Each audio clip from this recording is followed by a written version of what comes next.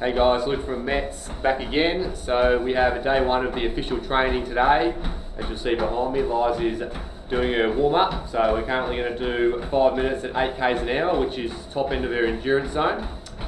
And today's session is going to be a VO2 max interval training session. So what we're trying to focus on with this is holding a pace of 95% velocity of VO2 max or above.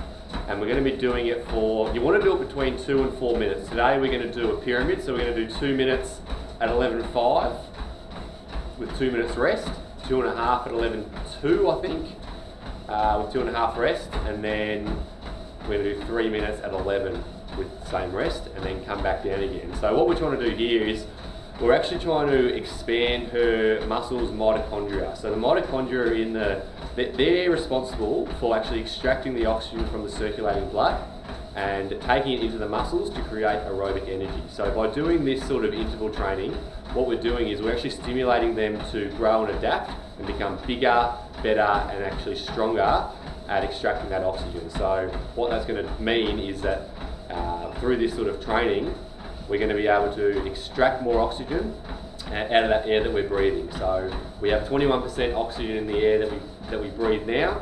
At rest we breathe out 17%, and the fitter individuals, or the really elite athletes, or the guys who have really good mitochondria, they can actually extract more than that 4% out. So 21 in, 17 out, that's only 4%.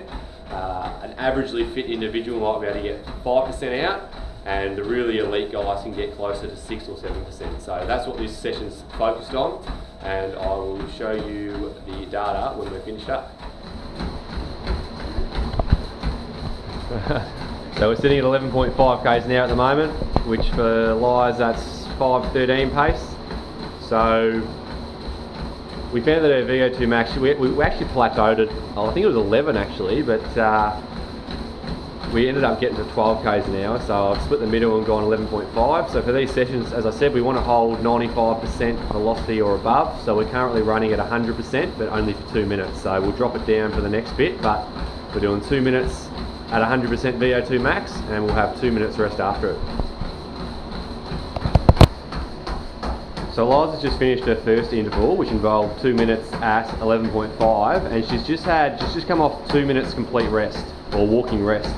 And the reason that we have this 2 minutes rest is because what happens is we get because we're above threshold, we're getting quite a large influx of lactic acid. And what lactic acid is, it's basically acid. So what it does is the hydrogen component of lactic acid, it accumulates in the blood, and it starts to actually shut off those mitochondrial enzymes responsible for absorbing and taking that oxygen out of that bloodstream into the muscles to create energy. If these enzymes start to shut off, then it actually makes it harder to create energy, and eventually we have to stop, as we see after the end of a sprint.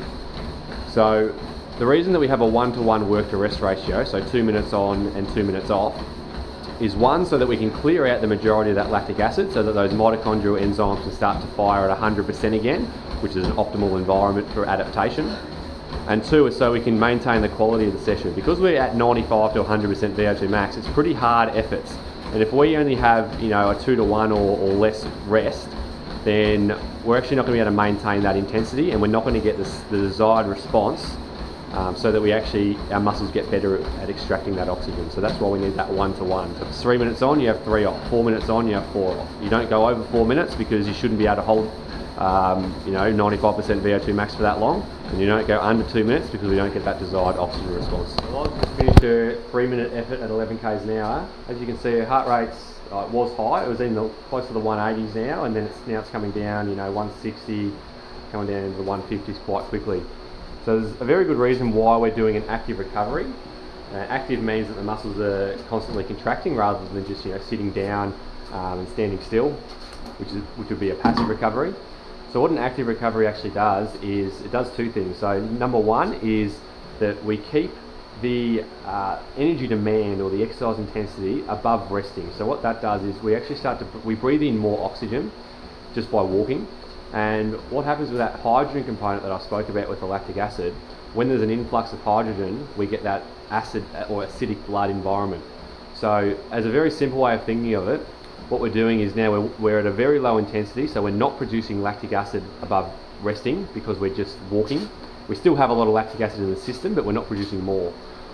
So by breathing in more oxygen, very simplistically, what the oxygen does is attaches to the hydrogen. We get H2O, which is water, so we metabolize that acid into water and we actually recover quicker.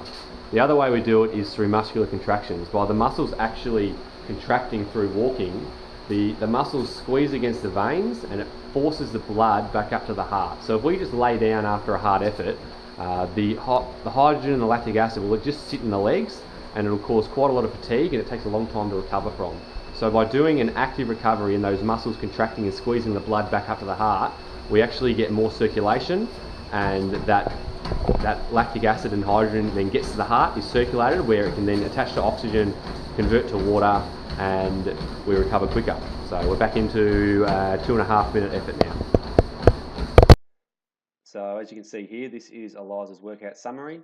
So we exercised or trained for a total of 26 minutes. I think I missed the first minute or so of the warm-up, so let's round that up to 27.5. Average heart rate of the session 145, max heart rate of 184. Doesn't interest us too much. Let's have a look at the actual intervals.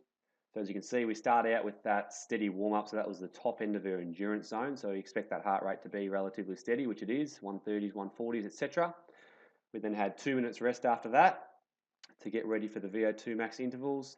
And as you can see, we've got clear peaks and troughs here. So this was going pretty hard on, peaked up around 172 there. That was 11.5 k's an hour for 2 minutes.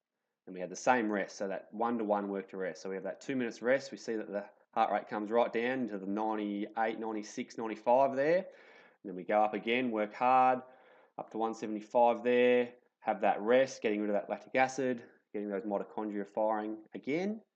Then we push up again for a long one here, heart rate up to 179, back down again, etc., etc. And then by this last one, second last one here, into the 180s, 181, down, and that last effort up the top here, we got to 183, I think we got to 184 because that was the max there.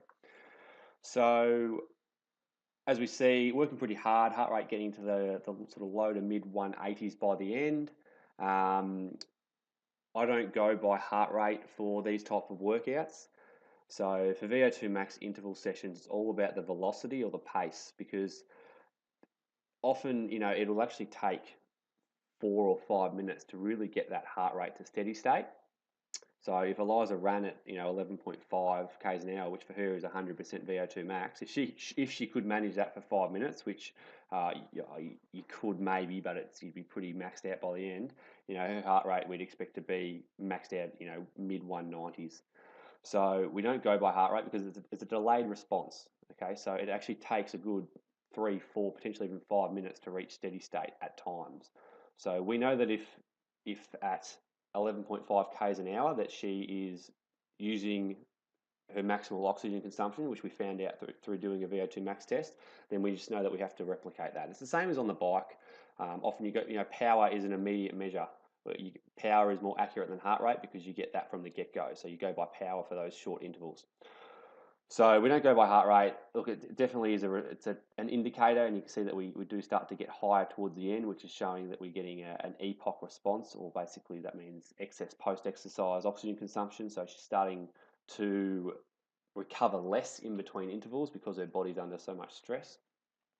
So yeah, pretty successful session. We know that she hit her pace zones because we were on a treadmill and we set it to those paces. So again, this is all about building up those mitochondria and improving that fraction of expired oxygen so that we can extract more oxygen out of each breath and therefore decrease our heart rate, decrease our breathing rate, because out of the oxygen that we're consuming, out of the oxygen that we're circulating, we're consuming a large proportion of it. So that's day 1 done. We'll get into day 2 Wednesday. I think we've got a session.